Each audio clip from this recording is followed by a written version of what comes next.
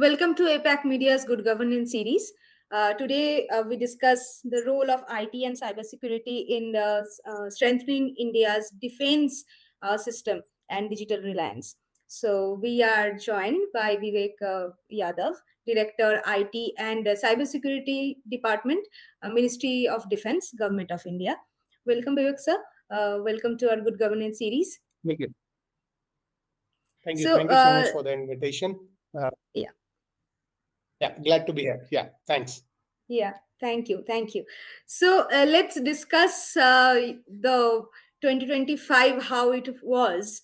So 2025 has been declared the year of reforms by the Ministry of Defense, and from an IT and cybersecurity perspective, obviously. And what are the top reforms underway to prepare the armed forces for multi-domain and network-centric warfare? Okay, very relevant question actually. So, as you are aware that the MoD has made jointness and digital integration a top priority in this year of reforms, which you have already brought out. The key initiative which have been brought in are like integrated theater commands and C4 ISR networks. If I give you an example, Combined Commanders Conference, which happened in 2025, it basically reaffirmed that the future wars are going to be information and cyber age warfares, and the conflicts are all going to be in a domain which is mainly in the cyberspace and obviously the space which will be governed by the cybersecurity domain. So if you see in these lines, there is a joint military space doctrine and the roadmap of the armed forces which has been inaugurated, and the forces has been basically told to be integrated, agile, and technologically advanced for multi-domain threats. If you see in the army, we have designed something. Their army has actually designated 2026 as the year of networking and data centricity. So what they are saying is that the connectivity and the real-time decision making is going to be very crucial, even at the kinetic wars which have been fought. So so they have also started developing net-centric or net-enabled capability across the tri-forces, Army, Navy, and Air Force. And they have basically started linking the command post and from where the decisions are being made. This largely includes upgrading the battlefields or the management systems. So we are going to have integrated commands where all the tri-forces will be integrated together and theaterized together, and they are going to eliminate the silos. There are going to be joint networks, so there are unified C3Is or BMS, which are battle management systems. Obviously, the networks are going to be integrated when the information sharing is going to happen. The training and the doctrine itself is going to be updated. There are joint operational doctrines which have been brought in. There are cross-service exercises, majorly on the net-centric warfare. So what I want to say is that multi-domain battle space is something which already has been decided by the defense, and they understand that the next warfare is going to be majorly on the cyberspace and not going to be on the solely based on the kinetic capabilities of defense forces. Okay, so talking about the cyberspace and the domain you are in currently, so cyber and space are now recognized as a core warfighting domains, as you said it correctly previously. Yeah. So how is the ministry strengthening cyber and defense architectures to counter the state-sponsored cyber threats, cyber attacks, especially as defense system has become more software and data-driven? So what has happened is that if you see on multiple domains, the cyber security or the cyber defense architecture, MoD is trying to basically make more resilient and war fighting. So in 2019, if you remember, the DCY or the Defense Cyber Agency has been created, which is a tri-services body. And what this does, it basically secures military networks, coordinates cyber operations. And at present time, the DCY is completely operational. It issues periodic cyber hygiene advisories, works with the specific certs or the Okay. certs of Army, Navy, and the Air Force. Right. In June 2025, India also had Hmm. something known as Cyber Suraksha 2025, and it is Right. a large Yes. national cyber exercise which was conducted under the headquarters of Integrated Defense Staff. It Hmm. involved almost around 100 participants from Hmm. defense, intel agencies. They simulated real-time cyber attacks, uh, did joint response exercises, and Hmm. basically what they wanted to. They also exercise how if a state-sponsored cyber threat happens, then what are Hmm. the strategies which are going to basically be taken care, and how those strategies will be made. So Okay. on the same lines, if you remember I've already talked the Joint Doctrine for Cyberspace Operations, which has been released in 2025. Well, sorry, Right. 2024, I think it Four. has been Hmm. released, and it has become the guide of all services. Hmm. Um, it basically mandates that the defense networks are going to follow stringent encryptions. And when I talk Hmm. encryption, most of them are not based on the encryption schemes which are suggested by the different government or the agencies. So we have got our own Okay. proprietary encryption schemes. The communication which is Hmm. happening, it is also very secure. Our Hmm. agencies and our ministries like METI and the organizations which are working under METI like CDAC Hmm. and other agencies, they are developing our own encryption schemes, our own capabilities when it Hmm. comes to not only the defensive cyber capabilities but also the offensive cyber capabilities like penetration, surveillance, breaking the Right. encryption. So what we are going Hmm. to do by all these particular means is we are going to increase the cost of the adversaries. So even Okay. they are going to try. They are going to try and attack us. Obviously, it is not going to Hmm. stop. Hmm. So uh, Hmm. what we have done is we have made defense in depth in such a manner that even if you break the first layer of the security, there are multiple number of layers, and they are almost like impenetrable. So it is like a chakravi which nobody can break. Yeah. So, if you are also aware, you must be aware that the MoD has also launched IDEX challenges. So, by these various Yes. IDEX challenges, what they are giving is they are giving challenges to startups, they are giving challenges to students to Hmm. come up with defense grade cybersecurity and quantum cryptographic solution. So, Hmm. Hmm. majorly what Hmm. is happening is the Tri Service Cyber Command or the DCY Hmm. has integrated the Army, Navy, and the Air Force. uh, we are collaborating highly with the CERT organizations, be it national coordinations like NSCS, Hmm. NCIIPC, certain, and we have multiple number of resilience measures, and all MOD offices and PSUs are following DRDO-led cybersecurity compliance across their infrastructure. So mainly these are the things which we have done. Apart from that, we are also involved in R&D at the level of encryption and cryptography. So Okay. at present, we are not into we are not following the encryption schemas which has been promulgated by NIST or any Hmm. other government agency, but following our own internal cryptographic solution, which I must say. So these are some of the initiatives. Okay, we'll come back to the quantum technology, but first, I want to ask one thing about the AI and the usage of AI in the ministry, because AI is a big word currently, and it is not only a word; it is a reality. And from day to day life to each and everything, from decision making to government, everything is about AI currently. So, since you have also Yeah, mentioned IT ministry, so I have to ask about the AI question right now.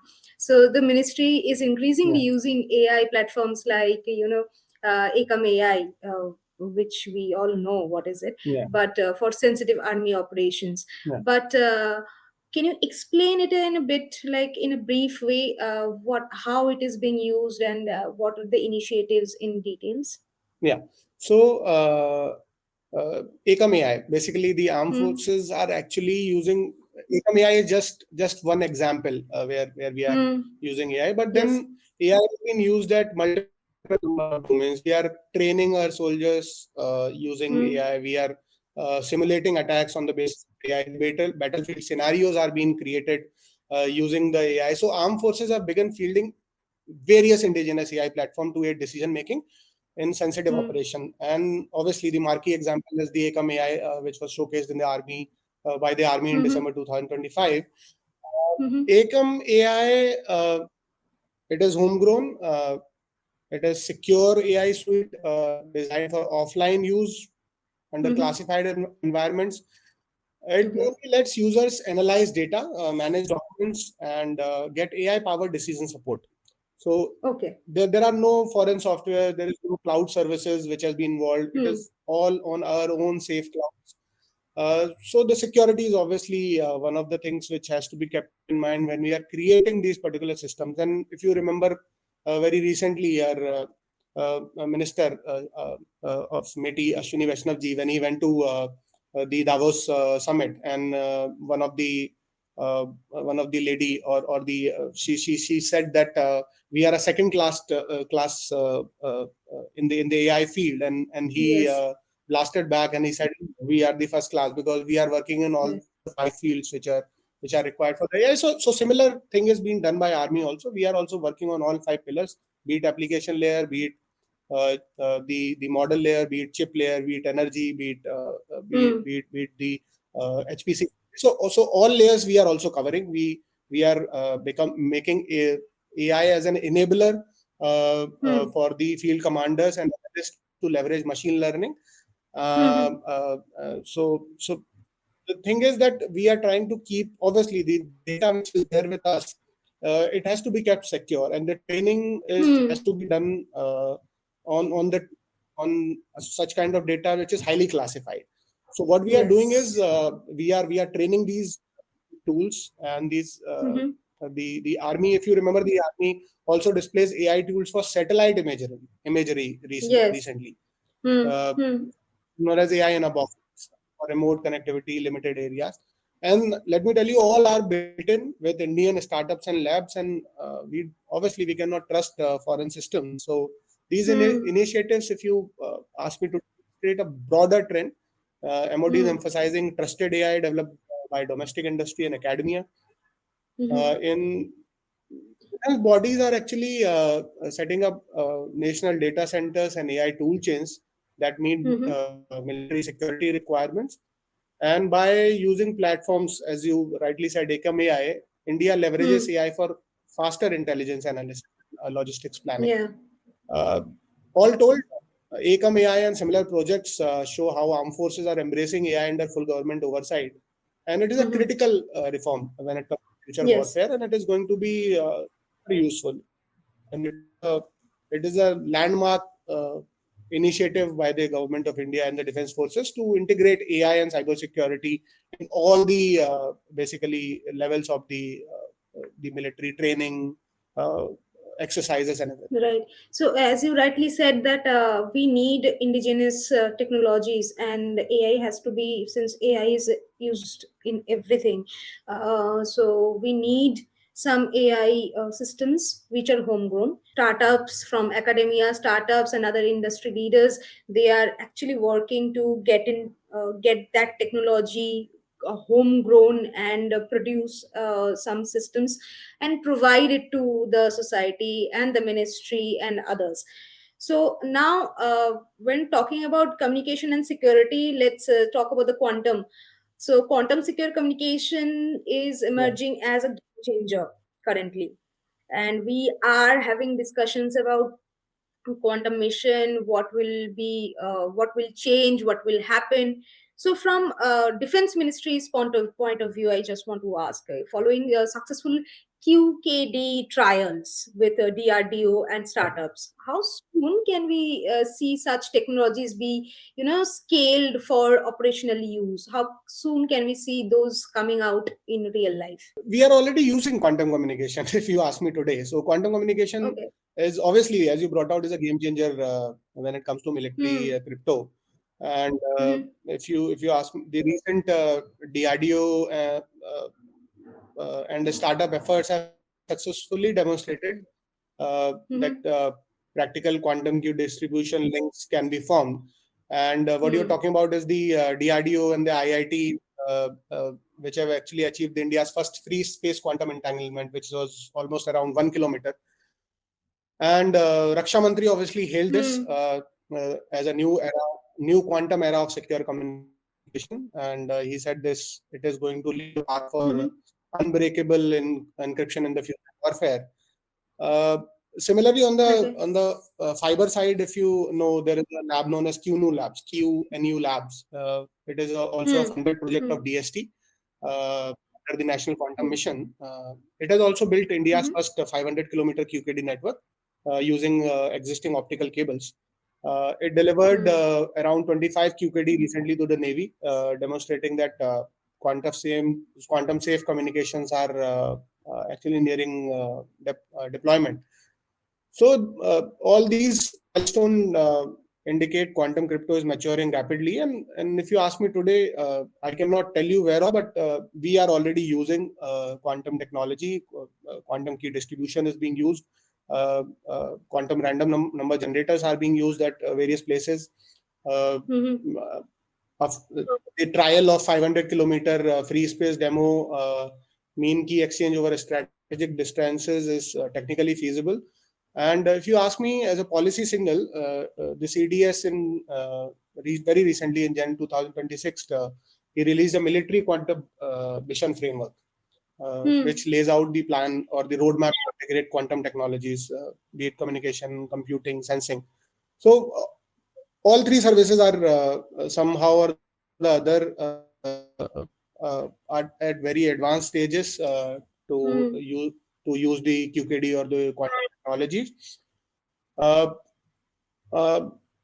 I think if you ask me today, in probably in next few years, you will see various other use cases coming up in army. The critical links between the headquarters, sub headquarters, and from across the armed forces like Army, Navy, Air Force are going to adopt quantum secure fiber channels very soon. We will How soon obviously, we when can this free talk space about? things, How I soon? How cannot soon tell is you too the soon? dates exactly, but Right. I think maybe Is it in a year or two's time, probably. Yeah, okay? That's soon enough. Yeah. Okay. yeah. So, in fiber, we have already started using it. If you ask me today, in the fiber domain, the quantum key distribution and everything was already being used. So, high priority networks are there.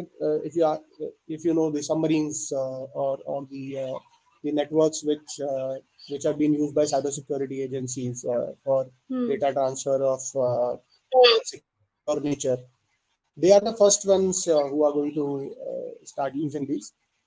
But what I want to say is that these trials have shown that this particular science works, and the remaining challenges are engineering challenges. So we are going to 100% use them almost all communications very soon. Um, the pace is obviously is gonna uh, match the pace which is there in the civil side. So as soon as there are technological advancement, we are also to operationalize quantum encryption and quantum technologies on the same pace. We are no laggards basically when it comes to Yeah. defense. Absolutely. And since we have already uh, target 2047, by 2047 we have to have the Viksit Bharat goal intact. So I believe by then we will see a massive change in from the governance to how government work, how things are being used, like emerging technologies like AI and quantum, everything. So that is we will look Yeah. up to for sure. So now I will move to my next question, which is regarding the spoofing and jamming. Basically, the major serious issue, one of the those issues which often makes headlines, basically. So, with the rapid induction of UAVs, RPAs, and autonomous systems, how is the ministry addressing cybersecurity risks, such as I said already, signal jamming, spoofing, and remote takeover of unmanned platforms? Okay. So you're asking about the UAVs and RPAs which are being used by army, right? Yes. Yeah. Yeah. Yeah. So it is ubiquitous now. UAVs, RPAs, autonomous platforms, all the arms are using, be it Army, Navy, Air Force, and the MoD realizes that they can be spoofed or jammed. So the Hmm. MoD is hardening these systems again, Hmm. jamming, spoofing, and cyber takeover. So, so the electronic warfare front is very robust when it comes to India. We have acquired indigenous entry drone solutions. For instance, the IG Defense People's Mm-hmm.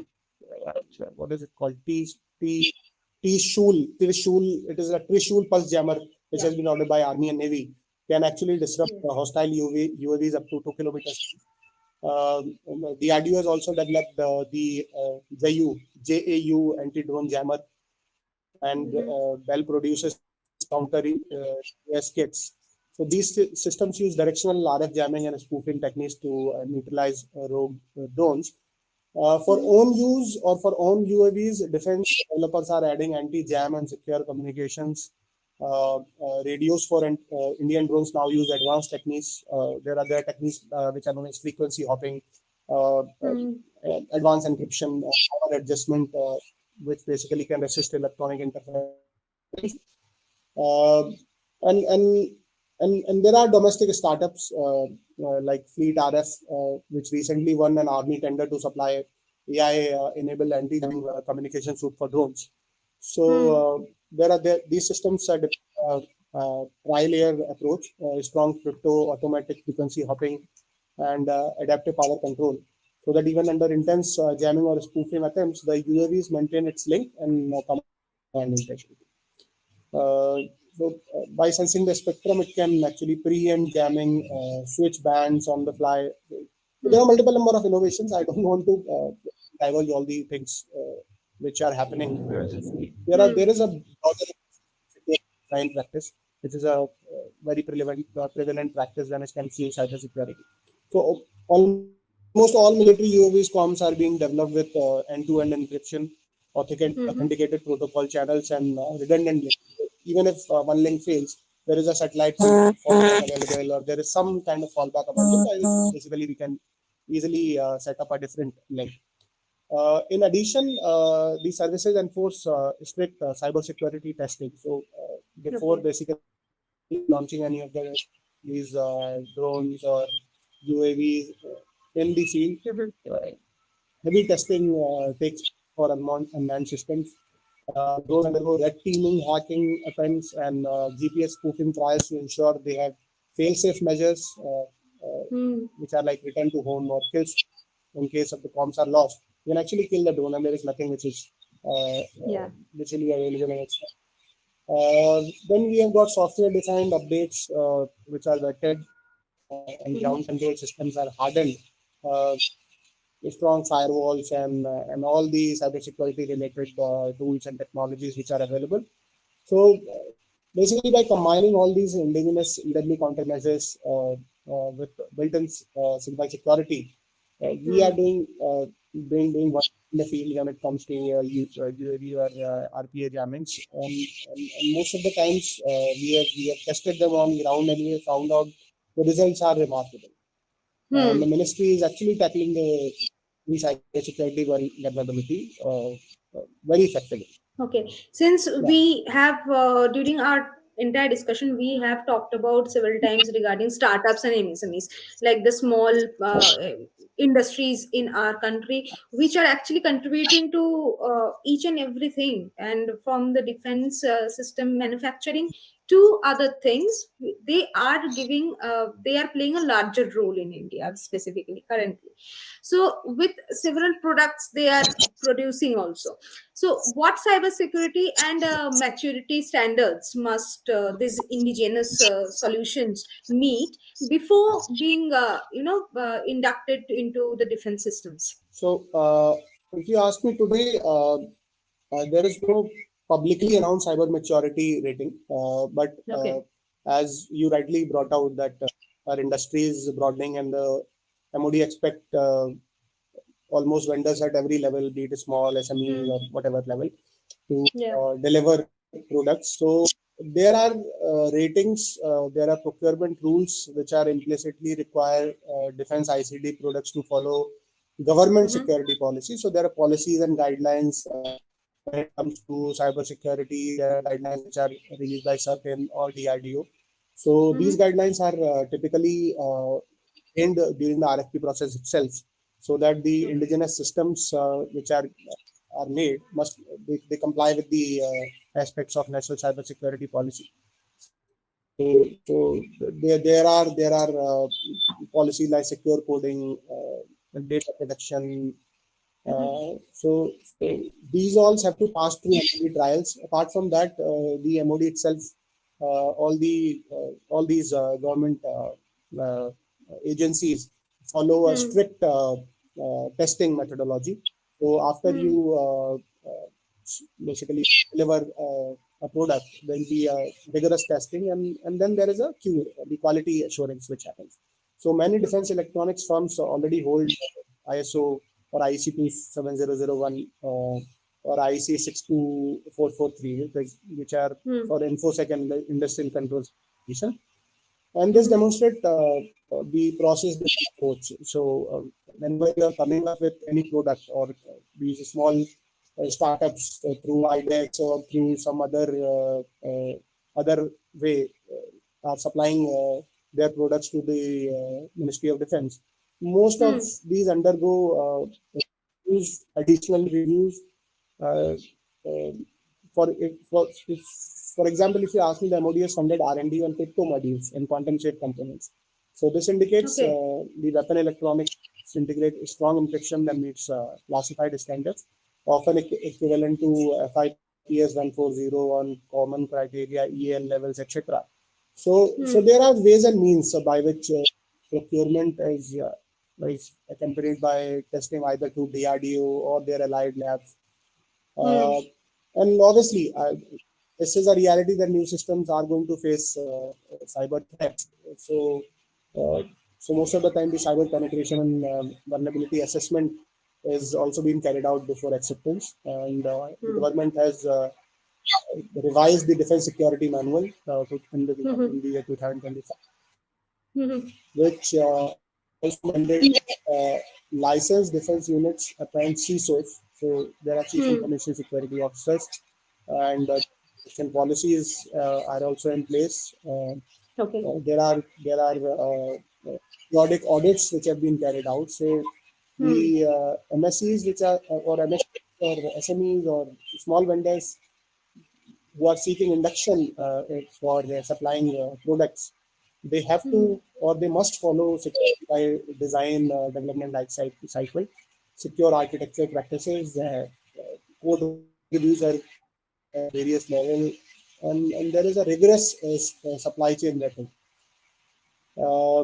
So indigenous products are actually very much secure, if you ask me today, because of these particular effectively aligned principles of the best practices which are there, and most of these practices are aligned by the ISO, IEC, or NIST or CERT Mm-hmm. guidelines. So Mm-hmm. and they are being tested these guidelines before deployment. This is the way to go if we want to follow the Archimedes Gale or the Self-Line Gale, because Indian firms are supposed to becoming the partners in this great story of, Absolutely. defense development. Yeah. Right. So Yeah. now moving to, I just want to know about the encryption currently. So as MoD with the Defense Ministry moves towards the integrated, threat commands, how critical is unified and secure digital backbone for real-time data sharing and joint operation across services? Yeah, actually, interesting question. So, this was a long pending or long mulled over point to forming joint Yeah. data commands, Hmm. basically land, sea, and air integration, which makes a secure digital backbone absolutely critical. Hmm. So, real-time data sharing across services depends on a unified network infrastructure. Uh, as senior leaders have noted, theaterization is impossible actually without interoperable communication. So, as we are discussing the year of reforms, it announces and stresses that the new commands must be backed by advanced C4I systems. Likewise, the Combined Commanders Conference 2025 released a roadmap also to make the armed forces more integrated to face multi-domain threats. And implicit in these statements is the need for something known as joint battle management and communication network, which is like encrypted satellite links, operation centers, common data links, and secure command channels accessible to all services. So these are some practical solutions, and in practical terms, this means building out the integrated HQIDS data infrastructure akin to a joint information grid, so that Army, Navy, and Air Force can share targeting data, ISR feeds, and logistical information seamlessly. Hmm. So I give you an example: sensors, radars, ships, AWACS, AUV or UAVs, AUVs. They should feed into a common picture that all three chiefs can actually access. Achieving this will require stringent measures and cybersecurity policies, end-to-end high, basically level of encryption and high level of security will be required. So obviously, government has already started investing, or the MoD has already started investing in 5G and 6G networks, LoRa, MANE networks, network Hmm. segmentation is being talked about, and there is some, and because it has to work by all the three forces, obviously the unified identity management system should also be there. So these are some measures on which the MoD is presently thinking. Uh, Right. we are already talking about that this is a year of net centric operations, Hmm. and all we have to do is to combine together to fight our adversaries. So without a secure joint digital backbone, it's going to be very difficult, and theater commands are not going to operate effectively. So that's the main priority on which MOD is thinking about, that how can we combine all these services together through a joint digital backbone, and we are working towards it.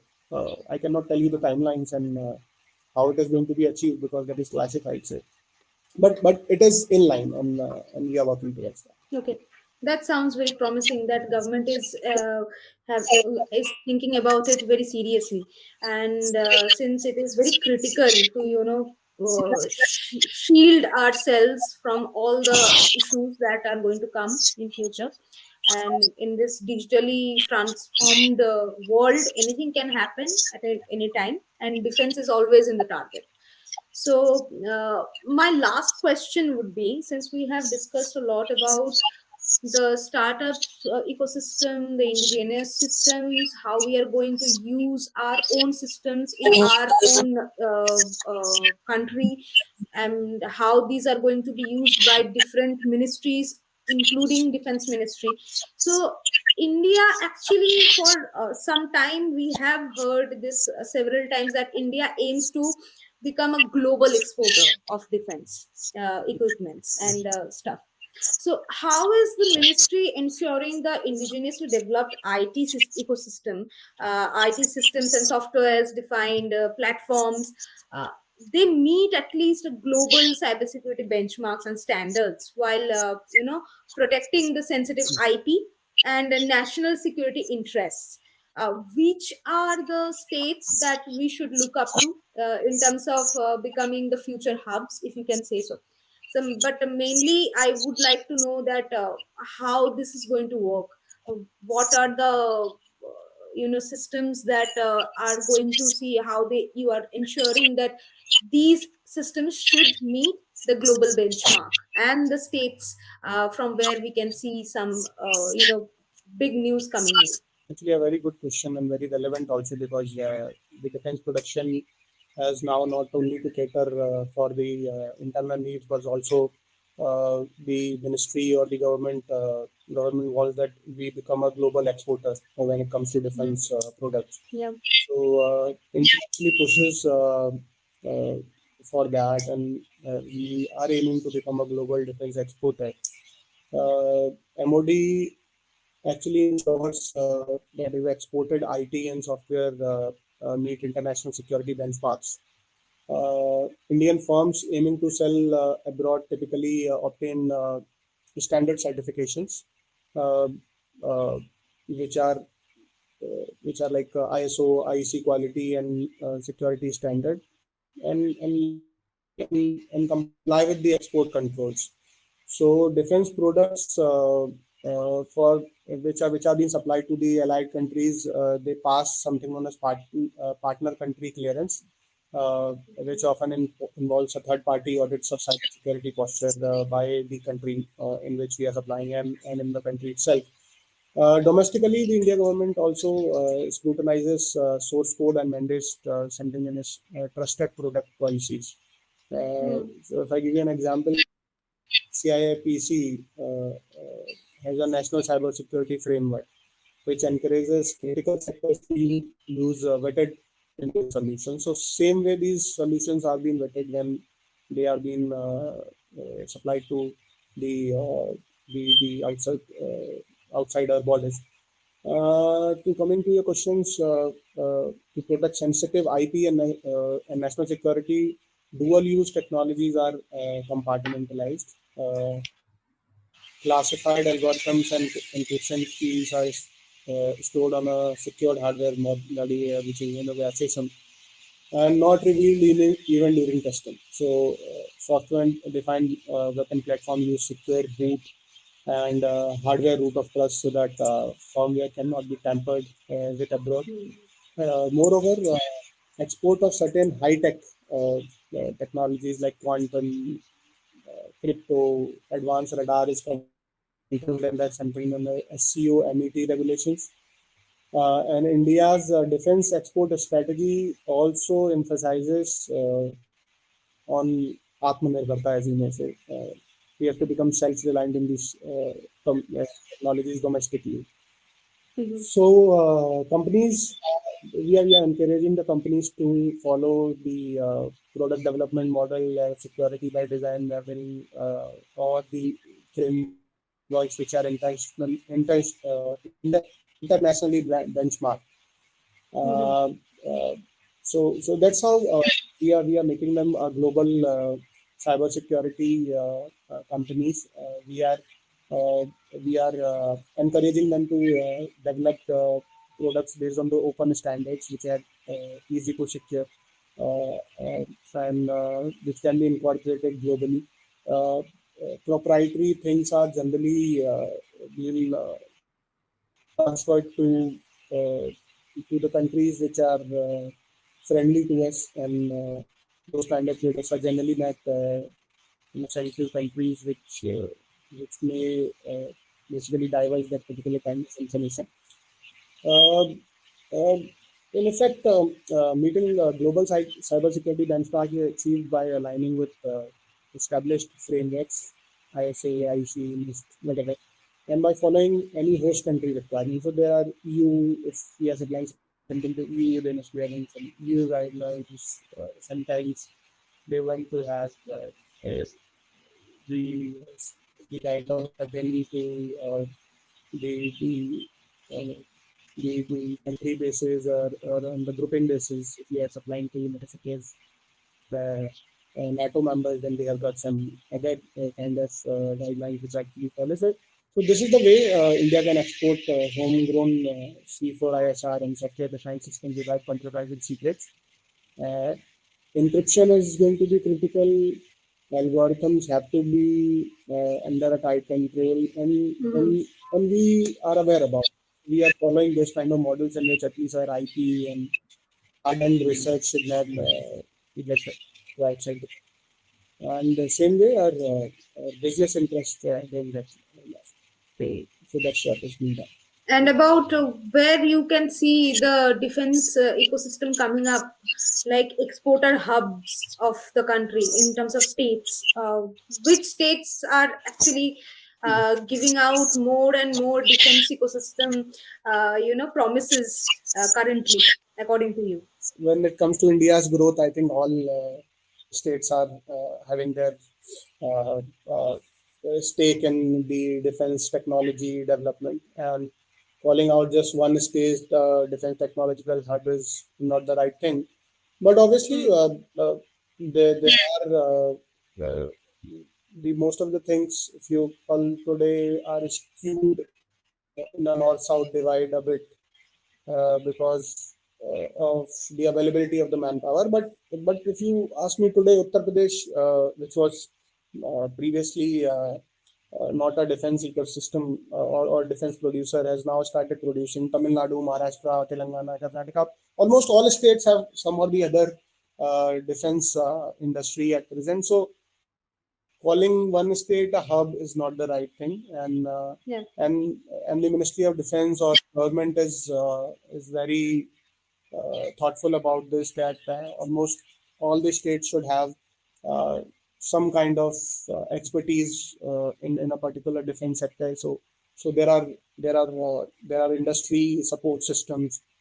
There are uh, local developments which are happening, and then they have been supported by the state, the center itself. So there is no hub as such, but then as it was skewed for a very long time in a north-south divide, that particular divide also the government is trying to break. Yeah. Absolutely, we have to have that divide reduced. Otherwise, we will not be able to find anything good from this country. From east to west, north to south, we need all the players coming in, and the ecosystem should grow all around the country to support ministries like defense, which is very critical to secure India's not only the borders but also digital borders. Yeah. Thank you so much. Thank you, Vivek sir. Thank you for joining APAC Good Governance series. And it was a great discussion we had. And we discussed everything from IT, cybersecurity, how the startups ecosystem is going to help the ministry, how the ministry's plans are going to emerge in coming future, not too far, but I believe in next 2-3 years maybe. Quantum ecosystem, AI technologies, we discussed everything. And thank you for your input. Thank you so much. Thank you so much. Thank you, Pat, for giving me this opportunity to interact on this very interesting topic and obviously very important. And obviously, the defense industry, if it grows in the way it has been basically decided, I'm very sure that India will be able to achieve its goal of becoming a Viksit Bharat by 2047. And defense industry is going to play a major role. And obviously, all the states, all the private players, government players, and everybody has to play a very major role. Thank you once again, and thank you so much for the opportunity. Have a good day to you. Thank you.